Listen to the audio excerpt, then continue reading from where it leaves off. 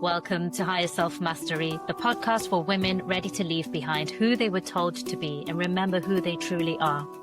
I'm your host, Dharmi Schumacher.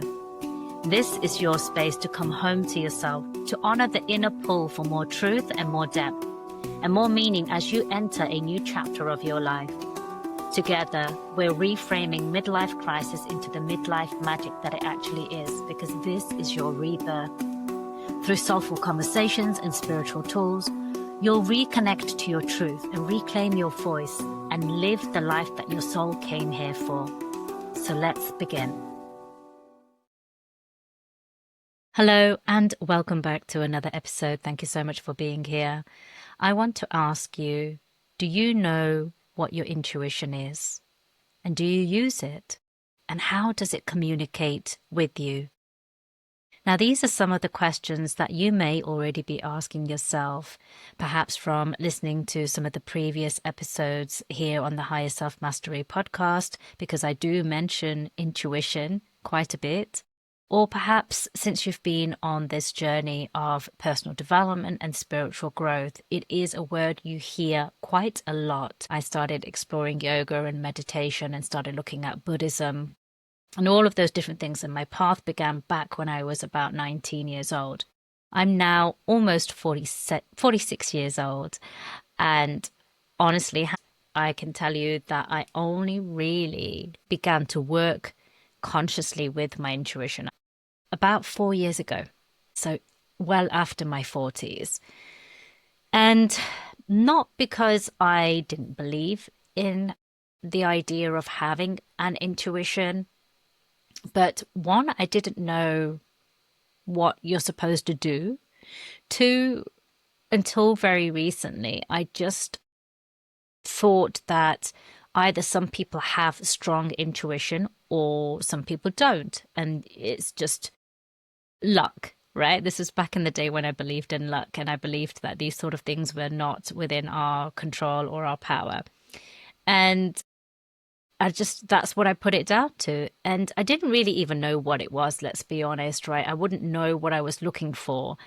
And you may be in that same position, irrespective of your age and irrespective of how long ago you began your journey. I share my journey because I just want to demonstrate that I have been on this path for a very, very long time.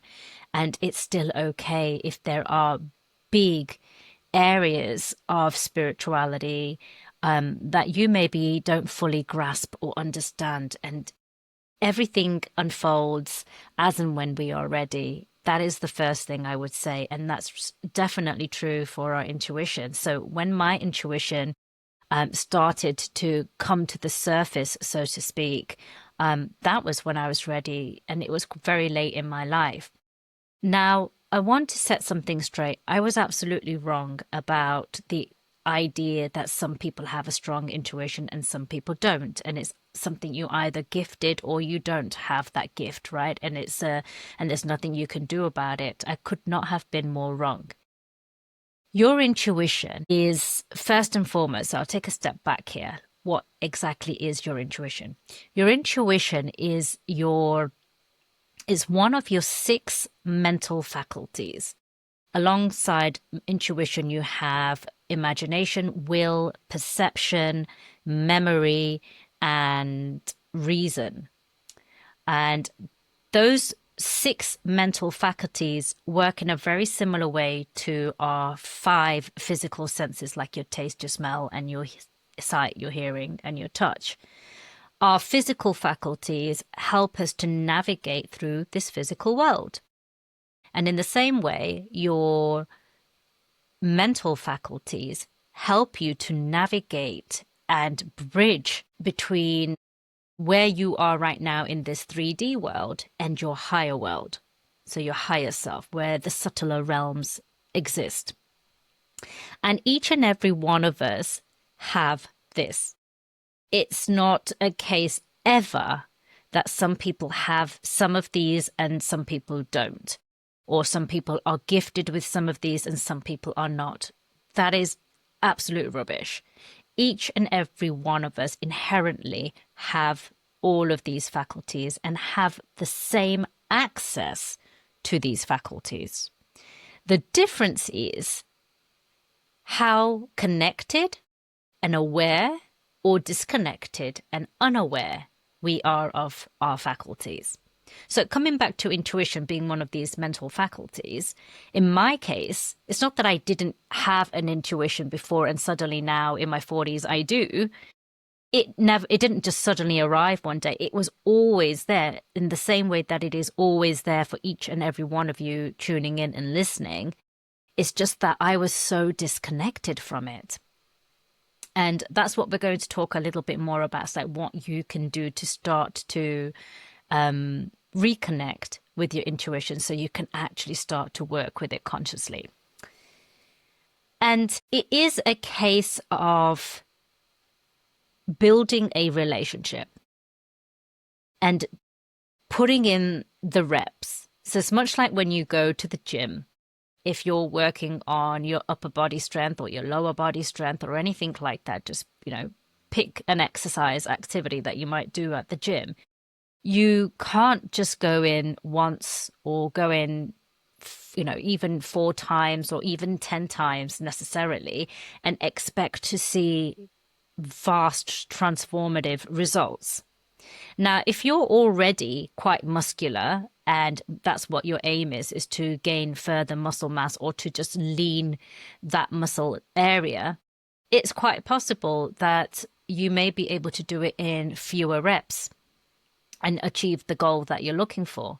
But if you're starting from baseline, from zero, and you've never walked into a gym before or you haven't been for years, it's unrealistic for anyone to expect any kind of physical transformation in 5 or 10 weeks, right? You're talking months and months of hard work that has to go into it. But you do see the progress as you go. It's very, very small, but you can start to notice as long as you continue to show up and do the work. Right. So it's the same with when you're building your relationship and building your trust muscle with your intuition. You have to put the reps in. And when I say now, I can sit here and say, oh, yes, I love working with my intuition. And, it guides me and helps me to make the right decisions for me. And it's invaluable. Like, I don't know, honestly, I don't know what I would do without my intuition now. It might sound like, oh, that's easy for you to say. And yeah, in some ways it is because I'm here now. But honestly, even in my 40s, when I began this work and I consciously began the work, it didn't just happen. It was from a real desire, a real conscious effort. Like, I'm not okay with being so disconnected with my intuition. So what can I do? It still took years. It took the best part of like 6 months to really even start to see some of those small little progress marks, right? And then it was a year later that I was like, oh, wow. And, 18 months later, 2 years later, and you're still noticing and building on that. And the work never stops.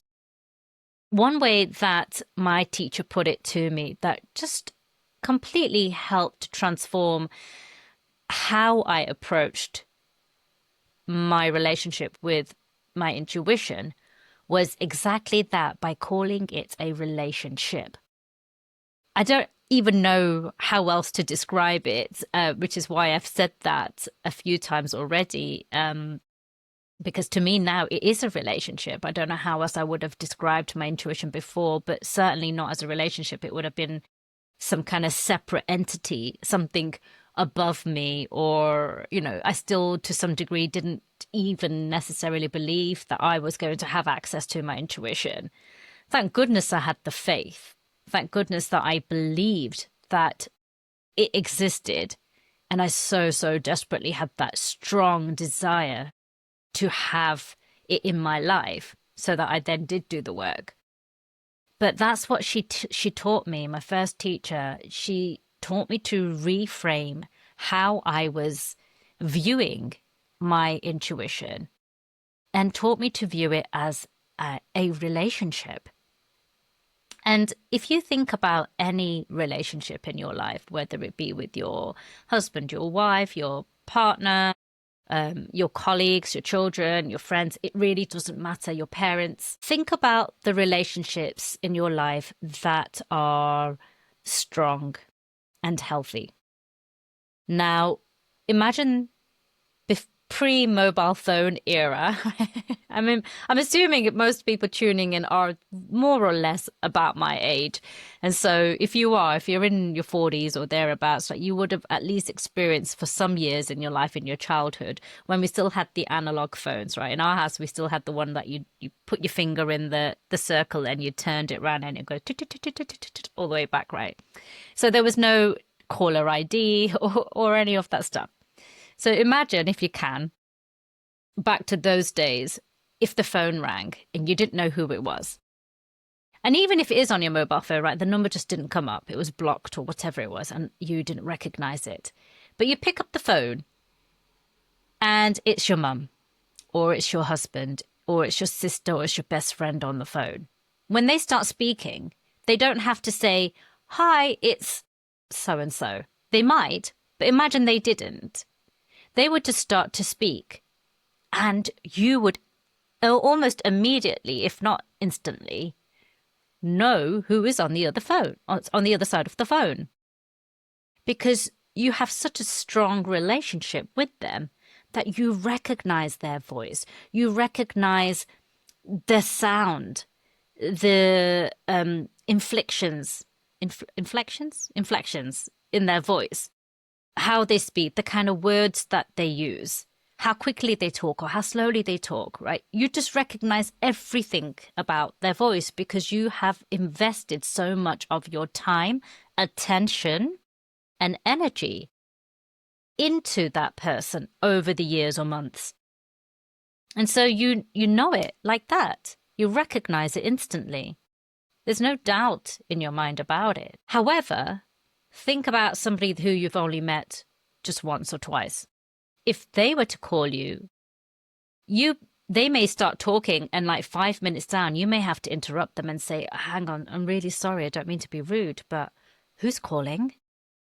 And they'll be like, "Oh, it's so-and-so. Remember we met here?" And you'll be like, "Oh, yeah, I think so. Oh, yeah, okay. Yes, I remember when we met." And then an image may come to your mind, and then your brain starts to put all the pieces together. But if you don't have that information, you can't piece it together, and you have no idea who you're talking to because you haven't invested much time or effort into that relationship yet. So the same is true with your intuition. It's a relationship. And that's how, first and foremost, that's your first takeaway from today's episode, is to start shifting how you view your intuition, especially if you're looking to deepen it or you're new to this work. Start thinking of it as a relationship that you really are committed to, that you are going to invest in, and you're going to pour your attention and your energy and your time into. And it's the best relationship that you can really invest in, I promise you. One is with yourself, your higher self. And what's the fruits and what's on the other end of that intuition or that relationship it really is absolutely priceless. So that's your first thing. Reframe it as a relationship. Okay, so now you've reframed it. What do? Well, you need to start investing time in this relationship. Start building a rapport. Get to know your intuition. Yes, literally get to know it. Because everyone's intuition is going to be slightly different in how it communicates with you. So you may have heard words such as clairsentient or clairvoyant.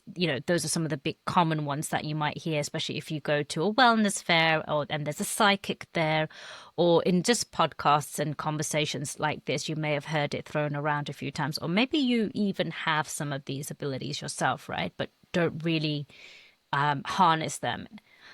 So these are just labels that we've given to help us describe the different ways in which our different people's intuition will communicate with us.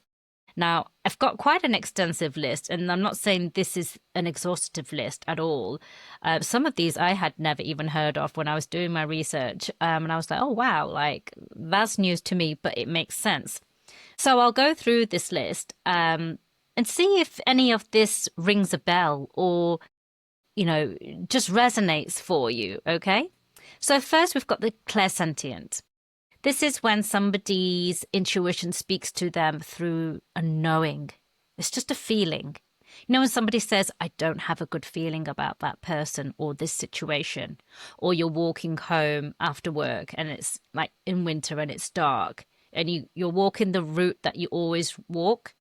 But on this particular day, as you're walking, you just get this feeling like, I don't really want to walk that way. I might just take the slightly longer way home. And it's just a feeling, right? So you can say, some people might say it's a gut feeling. And yes, it could come from your gut as a knowing for some people. You may even get that knowing as externally, like with goosebumps. So that feeling, just a knowing, that's clairsentient. Then there's clairvoyant, when you can actually see things. It's visual. And that's where often what we associate with psychics, when they are calling in your future or past or people you have lost. They may still see spirits that come in to share messages with you and that sort of thing. But it can also be like flashes. Then you may just get an image of something and you're like, oh, what's that? Almost like a premonition, perhaps, right, of something, or you don't recognize what it is. Or you sit in stillness and when you ask for guidance, you see it in your mind's eye. It doesn't have to be something that actually crosses your physical vision, but it's more a seeing of your mind's eye sometimes, right? So it could be different in that way, but it is visual. That's clairvoyant. Then there's clairaudience. So this is hearing it, hearing the sound. Maybe it is somebody, the actual words of your highest self speaking to you. Maybe it's certain words. But also it could be the sound of water. For example, if you're being guided to go to the ocean or to a particular river. Or it could just be sounds, right? Like an echo or the rainfall or a bird. It could be absolutely anything. It could feel quite abstract, but you'll hear it.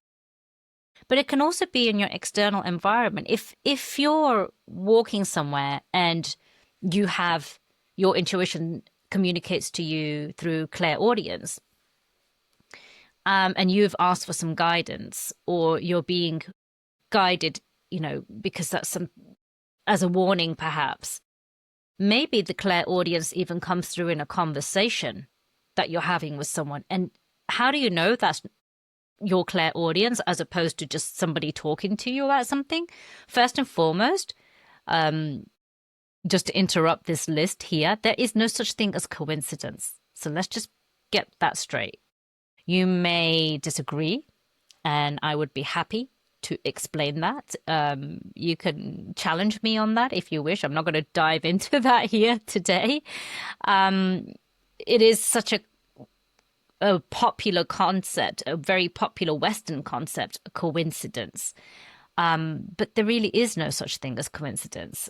So if something is happening and you are open and willing to look for the signs, to ask for signs, that is guidance.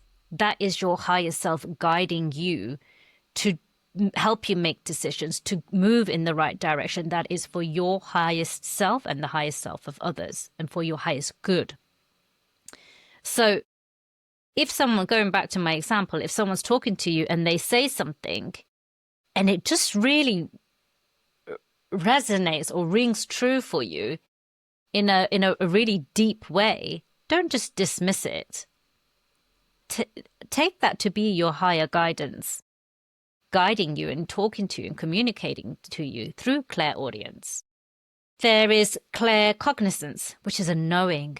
This is a tricky one, and I think I'm claircognizance. So the other thing also is nobody is just one, right? Like our five senses, our five physical senses, we do have a predominant sense, and the others fall into place in a hierarchy thereafter.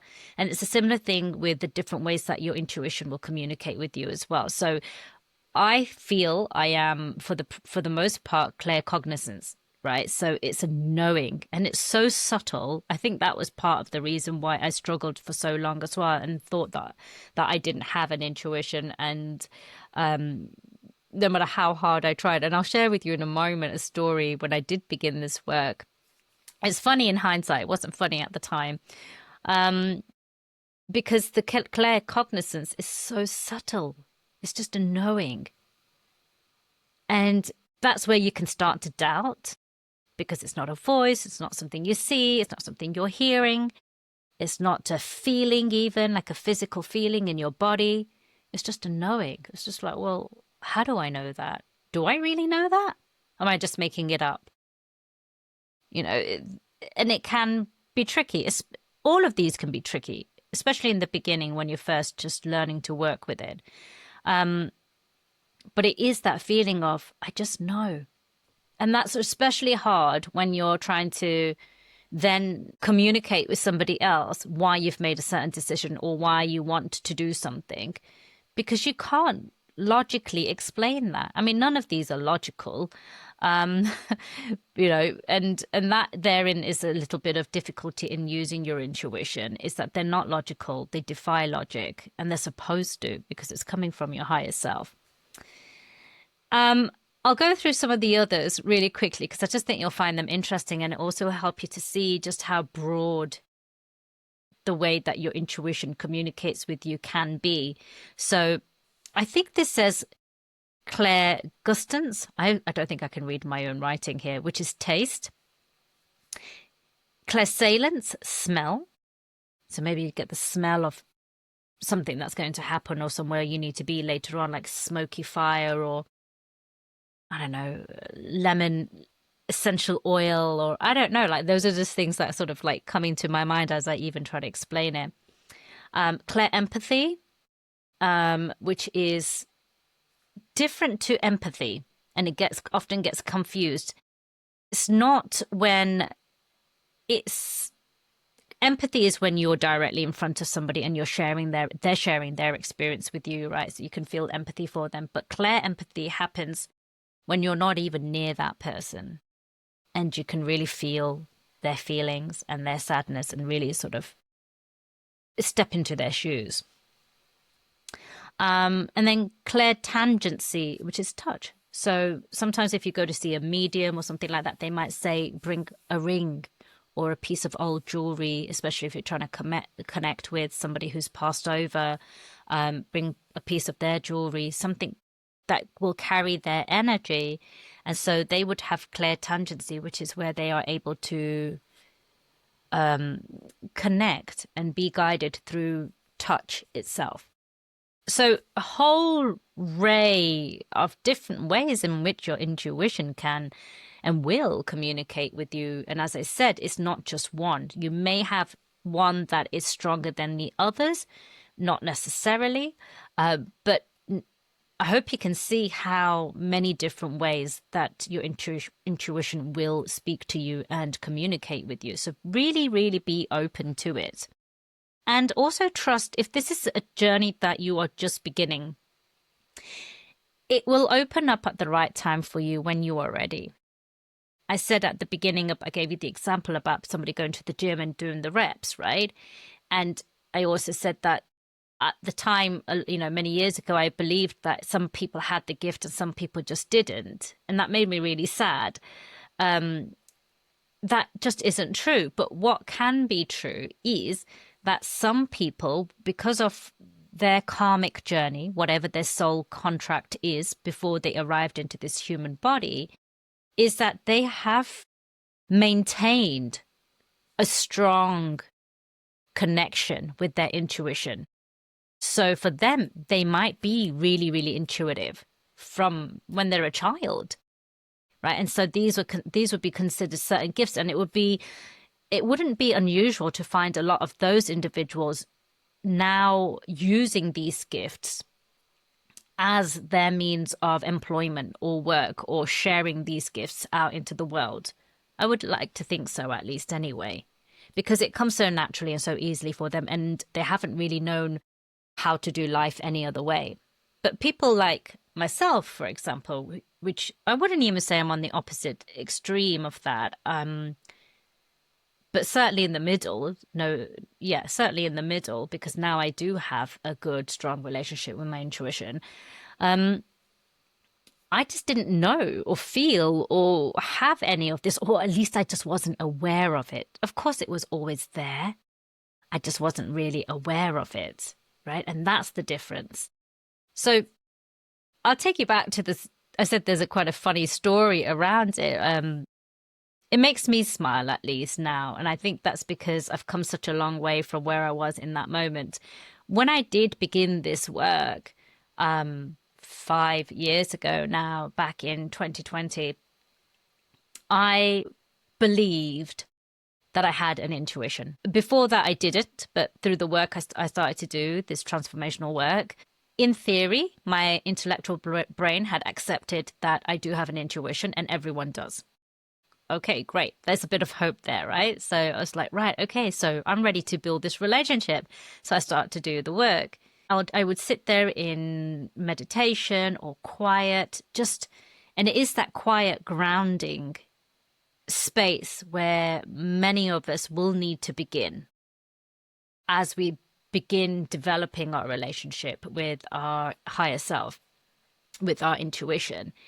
And I would sit there and I would ask, and I would be so excited to get to know my intuition, and and build this relationship and develop this and hear what guidance it had for me. And nada, zilch, nothing.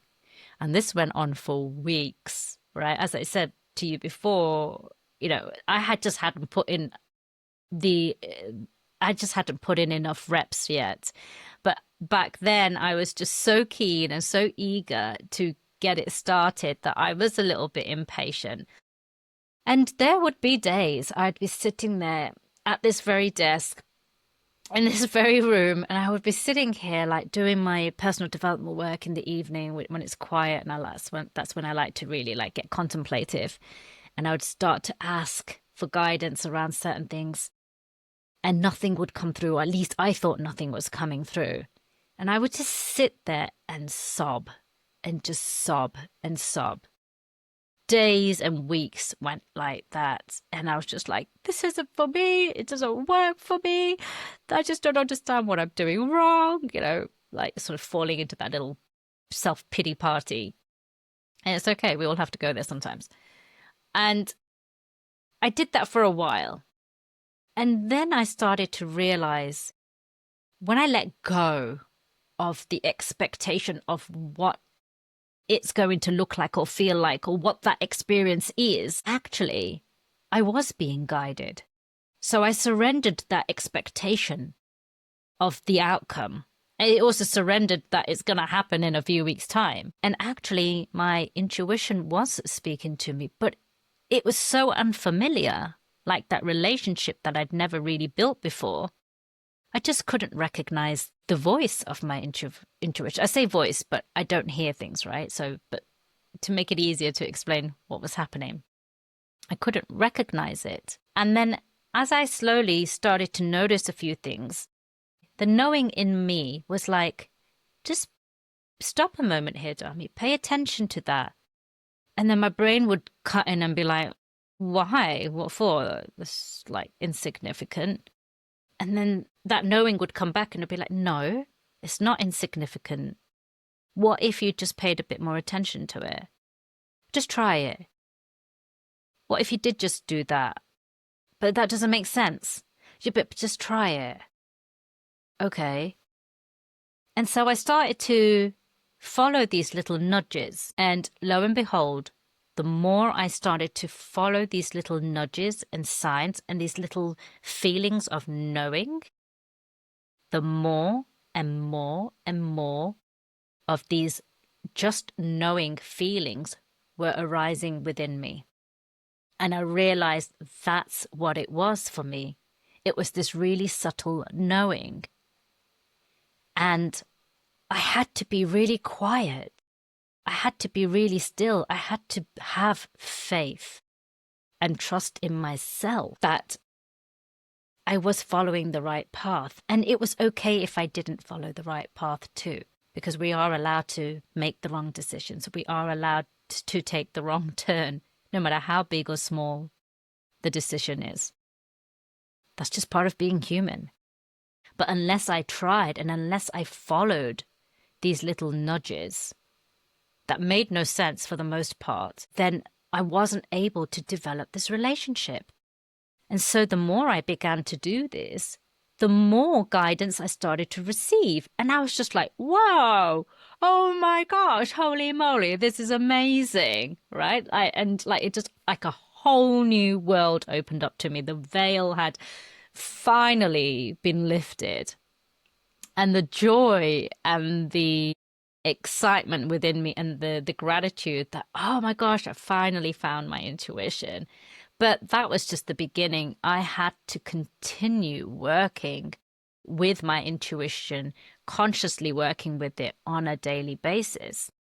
And it's in the little things that we do that builds our trust muscle to then allow us to use our intuition and the guidance that comes through via our intuition on the bigger decisions and the bigger things in life that are maybe just carry more weight.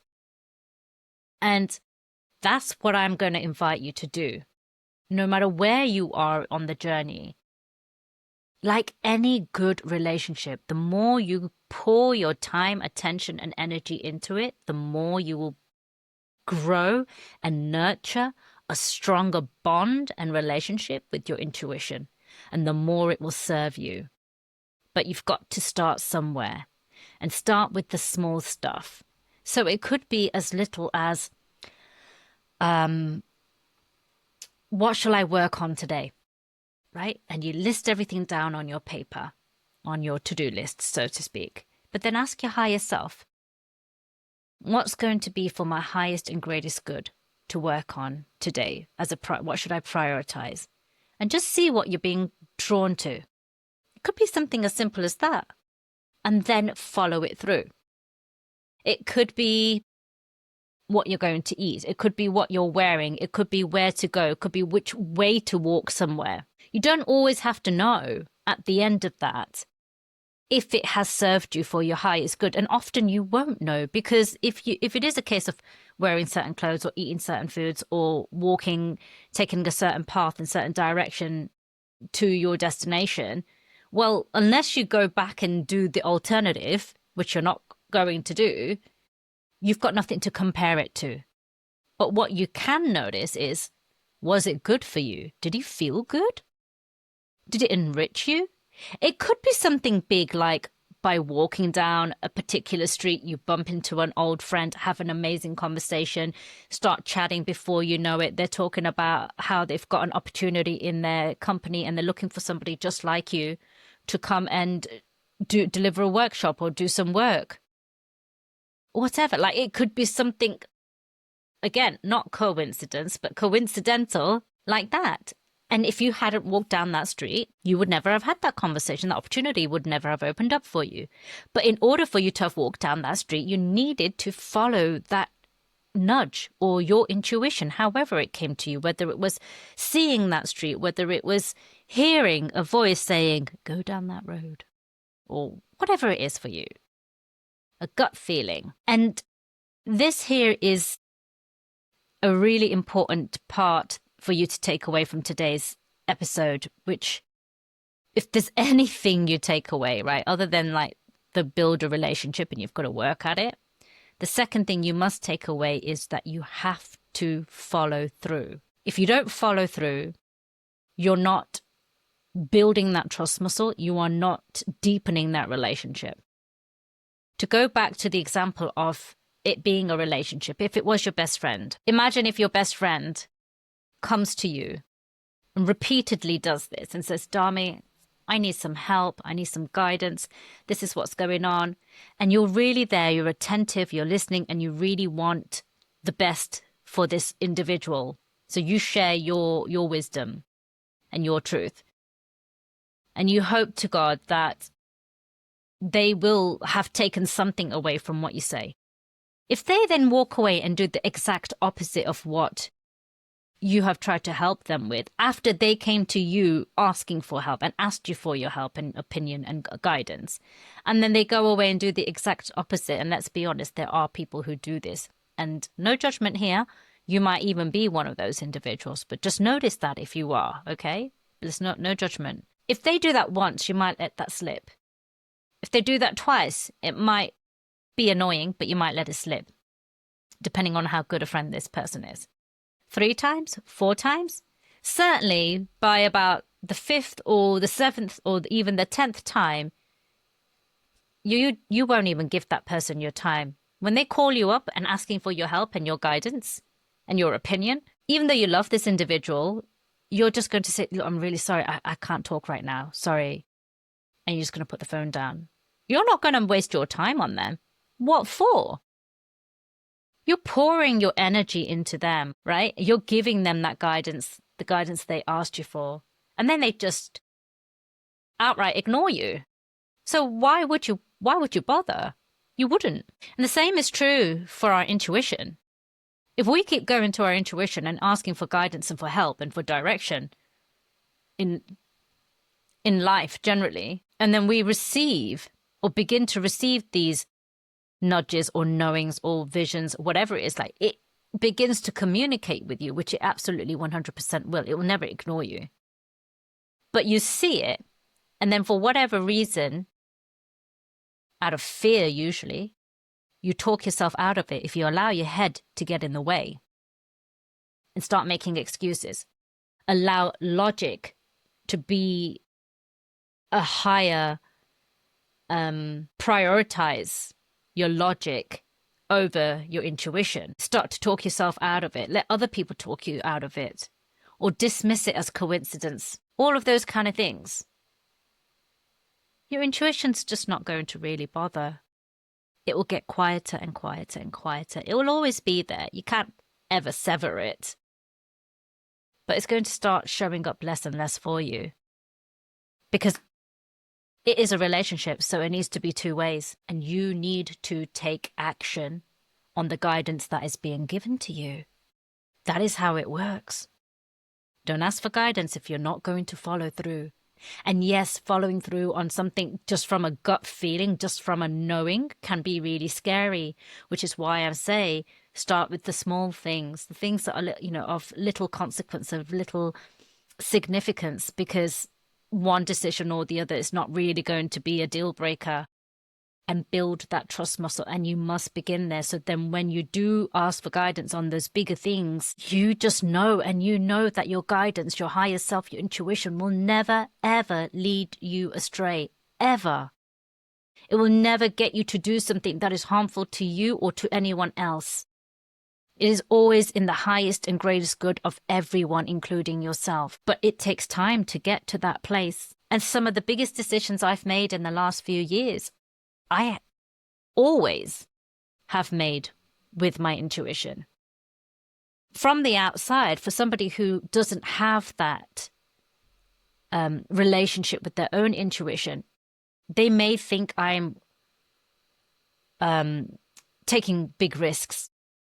They may feel like I'm courageous and bold. And to some degree, maybe some of those things are true. Yes, it does require courage. It does. But where I get that boldness, where I get that courage, where I get that certainty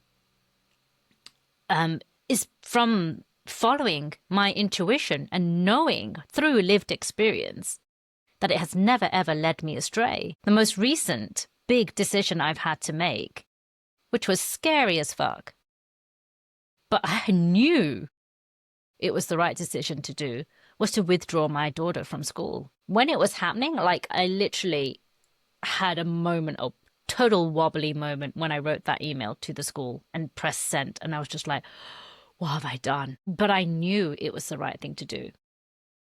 And when I was explaining it to my husband, I had to give him the space and the time to go through his logical process. And it was so hard because I couldn't explain to him. I didn't have the answers. I didn't have a plan. I couldn't guarantee that it was the right decision. I couldn't guarantee what the outcome was going to be. And I still don't know. But I know, and I knew with every fiber, every cell of my being, that was what I had to do for everyone's highest good. And so I did it. It was a massive leap of faith. And there's no way I could have probably done that in the past, and probably why it took me as long as it took me to do it. Of course, there's other factors, but I'm sure that was a contributing one. And that's taken me years, 5 years to be precise, to get to this place, to be able to just trust my knowing, my intuition. So know that you do have one. Know that it is waiting for you. Know that it will communicate with you in so many different ways.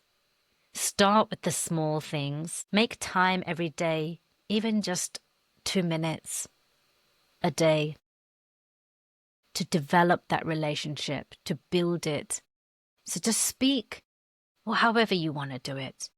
And when you do that, if you're new to this and you're learning to hear or communicate with your intuition, get quiet, get calm. You can't do it from a place of fear or any high emotion, because your intuition is a calm, quiet, still, small voice. That is how you will distinguish the voice of your intuition from fear. And it's always the two that are up against each other. And your fear comes from your amygdala and your, the survival brain, all of that kind of stuff. And your intuition is coming from that deeper, higher self that is connected to source, that is never afraid of anything and sees and knows way beyond anything that is inside our brain. And those are the two that are up against each other. And the voice of your fear or logic and all of those kind of things will be really erratic and can be loud and will jump around and be this really crazy energy. Oh, but this might happen, that might happen, this might happen, you should do this, do that. And it's just like, whoa. Whereas your intuition doesn't try to make an argument. It doesn't try to convince you. It just gives you the information and then stops. It doesn't explain anything. It doesn't even show you the whole picture, because it doesn't need to explain anything. It's not trying to convince you. It just is like, here's my truth. You asked for it. Here's my truth. Here's your truth. And then it's up to us whether we take it or leave it. So it's a quiet, still, and small voice. And Gandhi once said, the voice within us, that still, quiet voice, is as loud as our willingness to hear it. So that relationship that you're building is really down to how strong do you want that relationship to be? How much do you want it to be a part of your life? It is up to us. And yes, in the beginning, I felt so disconnected because I was unfamiliar with the way it was communicating with me. It was always there. It never goes anywhere. It was always there. And in hindsight, I can look back on my life and be like, wow, that happened and that happened and that happened because of this. And it was just all this beautiful divine orchestration. How I did follow my intuition and guidance, but didn't realize that's what I was doing because I didn't know how to recognize it. But as I then sat down and said, no, I want a strong relationship with my intuition, and I'm going to work on this, consciously work on it, that voice has got loud. I say loud as in it's unmistakable when I received the guidance, at least in many situations. I'm still on that journey of developing it, so it will continue to get deeper and stronger. And sometimes if I'm in a really, really high emotional situation, like I can't just connect to my intuition. I can't. I'm not there yet. not sure anyone can, or maybe people can. I'm not there yet. I really have to take time to come down and get to that calm place again and just trust.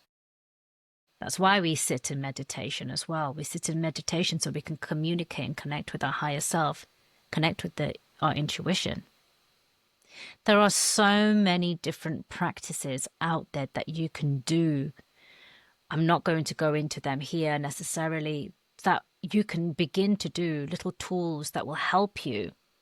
If you enjoy yoga, ask your yoga teacher or Google it or have a look on YouTube. But any kind of asana practice or meditation practice or any practice using your third eye chakra here, that is developing your intuition. This is the seed of your intuition. Your third eye literally is your inner seeing eye. And that's what it means. It's the eye that can see inside to what is real truth. And that is your intuition. That is your higher self. So you're working with this here. If you like archetypes, I love this year. I've heavily worked with the goddess Hecate. And she was the Greek goddess of the underworld and magic, and also associated with the third eye. That magic and knowing, that deep intuition of the wisdom that lives inside each and every one of us and we communicate with through our intuition. So there are many different things like that that you can do, and there'll be many others as well. That's just a couple that came to mind. So, have a little Google on or ask your yoga teacher, or go onto YouTube and find something there to start working with that. But even just a simple practice of sitting down and asking for guidance about something small in your life, and then really just sitting quietly. And remember, it's the still, quiet voice that won't give you explanations, that won't argue its point to convince you. It will just give you the info. For me, that was a big one, when it's just a knowing of information without the argument to convince me. That's when I know that's my intuition speaking, and I just have to trust and then take the action, follow it through. The more you do, the deeper and the stronger your relationship with your intuition will keep on growing. I hope that's been helpful to you. I really wish I had come across an episode like this all those many years ago to have explained it to me. And I trust, and I ask you to trust, that if you're listening to this episode, then for whatever reason, you were guided to it by your intuition. Whether you listen to every single episode on my podcast and this just happened to be the next one, that's fine. If it resonated for you, though, then you know that you were intuitively guided to make sure you did listen to it. Or as many people do, they dip in and out based on the subject of what's being said, spoken of, right? So if you were like, oh, I like the look of that, I'm going to listen to that. Don't put it down to logic. Don't put it down to chance. Trust that you were guided to hear this episode. And as long as you take away just one thing, then my job is done and you have gained some value. Work with your intuition is the most beautiful, beautiful gift that we have. And I would not want to do life without my intuition now. No way. That sounds scary. The big, bold choices that I make in my life, the really hairy, scary ones, I make them, and I can make them because I follow my intuition. And so it really is worth putting in the time and the effort. And you begin to ask for outer guidance less and less and less from your partner, from your girlfriends. You just don't need it because you just know the truth within you, your truth, and what's right for you. And it just becomes a way of living where you then develop that trust in yourself. That's such a beautiful gift to give to yourself, and so empowering. And that's what we're all about here. I want you to be empowered queens and goddesses. Thank you so much Please leave a review and drop it in the comments what you took away from this episode. I really, really sincerely love hearing your feedback. You have no idea how much joy it brings me. So if you did take something away from this particular episode, please do let me know. Other than that, I will see you back here next week. Take care now. Bye-bye. Thank you for joining me on this episode of High Self Mastery. If something landed, moved you, or sparked a shift, I'd love to hear from you. Be sure to follow, subscribe, and share this episode with a woman in your life that is also ready to rise. And if you found value in today's conversation, please take a moment to rate and review this podcast, especially in these early days. It really helps others to find this work too. If you're craving deeper support and sisterhood, join my mailing list using the link below, where you'll be the first to receive free meditations, learn about up-and-coming retreats, and other ways that we can work together. Until next time, honor your truth and trust in the timing of your becoming.